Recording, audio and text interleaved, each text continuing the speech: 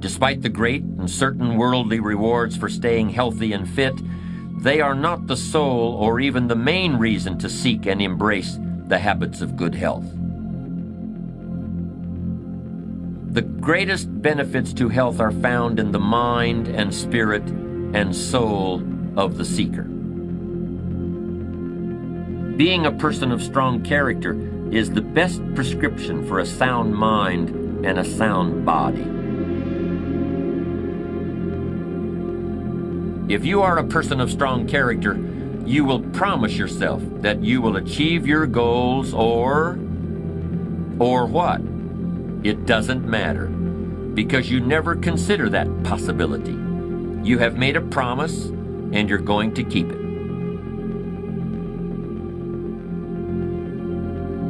When you set out to drive to the grocery store, you don't stop at the doorway and think, what will I do if I don't make it? You simply intend to get to the grocery store. You know you're going to get there. You will get there.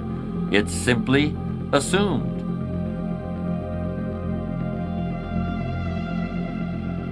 Fear is simply the inability to make a promise to yourself.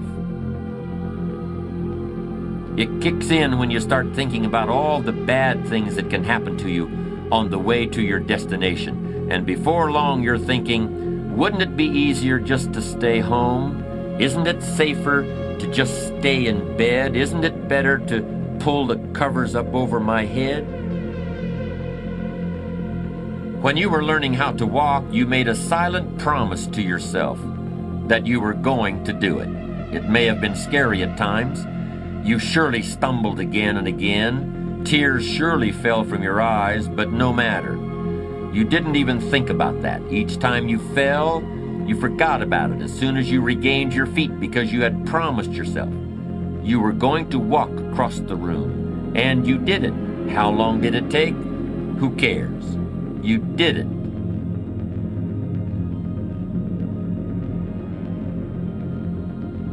Ask yourself, are you a person who comes to a fork in the road and turns right or left? Or do you stop the car, scratch your chin, and say, well, maybe I'll go this way, and then again, maybe I'll go that way?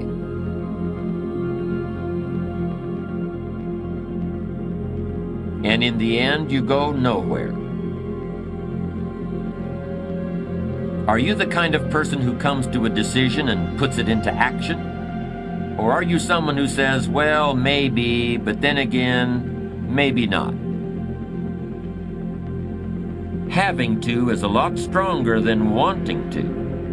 But often, and especially when you're young, that difference isn't always clear until someone points it out to you. You have enough talent and intelligence to really accomplish a lot in life, but you just don't have enough reasons to make it happen. A person of truly strong character sees success as an adventure, not as a point with an estimated time of arrival. True patience is more than just a waiting game. Patience doesn't mean you sit around hoping for something to happen. Patience is not a passive quality.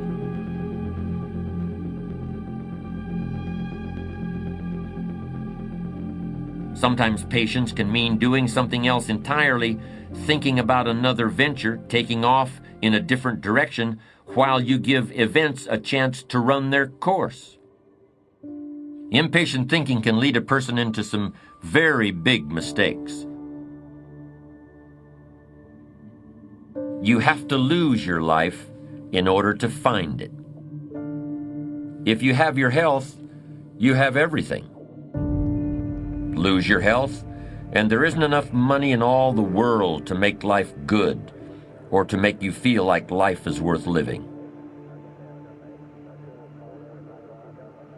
You have to lose one way of living in order to find a different one. One that's better suited to who you are at this particular time. But you can do that, though it takes character. You have to lose your life in order to find it, but you can lose your life and you can find a new one.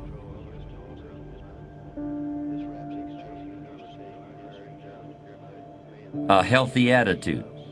Your attitude, the slant you put on things, the way you lean into life or back away from it, is all part of your character. Good health is more than just the absence of illness. It's more than just not being sick. Good health is the direct result of right thinking and right living. In other words, of strong character.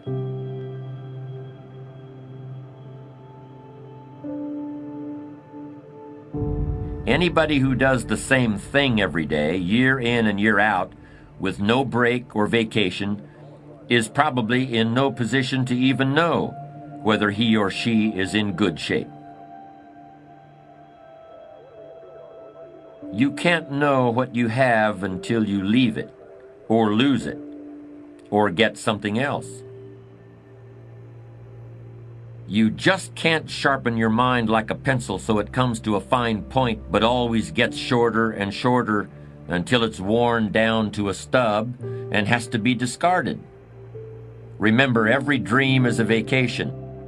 Feeling right makes others feel right, and they in turn give back what's inside them, the very confidence that you give out. A patient man is always richer than an impatient one, even if the patient man has less money.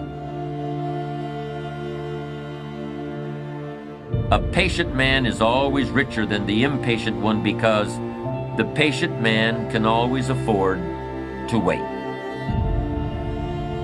The patient man is never desperate. The patient man has time to spare, while the man in a hurry is always on the verge of bankruptcy as far as time is concerned.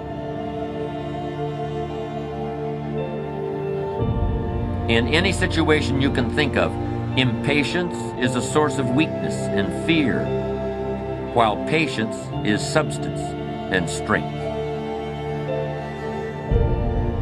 You should simply refuse to compromise. You should similarly refuse to accept pettiness or dishonesty or unethical behavior in any form. If your character is good and strong, there are certain things that you simply refuse to accept in yourself or in other people. In your work, you refuse to accept anything less than your best effort. That doesn't mean that things will always work out exactly as you hoped and intended, but that's not the point. So embrace your fear, take it inside yourself, and use it as a foundation for true courage.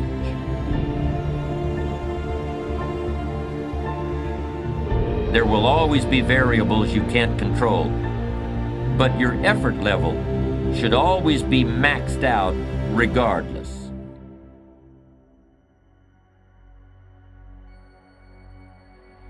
Very few people are able to develop this kind of intrinsic motivation.